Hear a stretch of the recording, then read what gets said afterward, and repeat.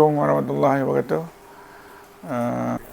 Tuan rumah ni dia bekas pesara polis lah.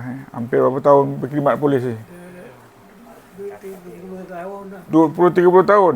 30 tahun lebih berkhidmat. Dah besar. Dah nombor 9, 2000. Dah bersara berapa lama tu? Dah 2000. 2000. Dah bersara tahun 2000. Ni dah 2026. Dah hampir 24 tahun bersara. Hari tu masa saya ziarah ni boleh berjalan lagi. Ni saya dimalamkan dia jatuh. So, dia jatuh tak boleh berjalan. So hari ni tim bawa katil pesakit ni untuk kemudahan lah. Boleh kaki boleh naik, badan boleh naik. So ini tempat makan dia.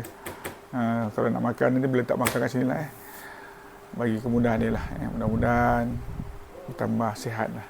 Kita doakan sama-sama lah. Itu saja je.